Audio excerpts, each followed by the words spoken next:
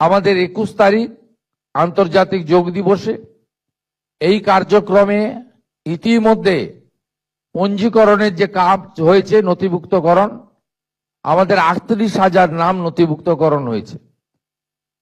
মূল কার্যক্রমে 35,000 থাকলেও আমরা কলকাতা কর্পোরেশন এলাকা এবং সমগ্র এলাকা মিলে যে পরিকল্পনা বা যে স্থান আমরা নির্দিষ্ট করেছি, তাতে কয়েক লক্ষ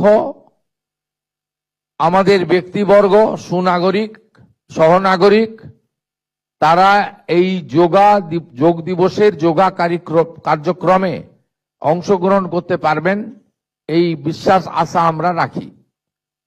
মূল কার্যক্রম বর্ষা এবং কর্দমাক্ত মাঠ থাকার জন্য আমাদের রেড রোডে করতে হয়েছে, এবং এখানে মূল কার্যক্রমে আপনার অংশগ্রহণের শেষ সময় 6:15। মূল কার্যক্রম তার আধ ঘন্টা পর থেকে শুরু হবে, যেখানে মাননীয় প্রধানমন্ত্রী নিজে অংশগ্রহণ করবেন। এটি আমাদের দেশের আয়ুষ দপ্তরের মূল কার্যক্রম হিসেবে পালিত হতে চলেছে, এবং সেখানে আয়ুষ দপ্তরের যে প্রোটোকল আছে, সেই প্রোটোকল মেনে যোগা অভ্যাসে আপনারা অংশগ্রহণ করবেন, এটাই আমাদের কর্মসূচির মধ্যে আছে।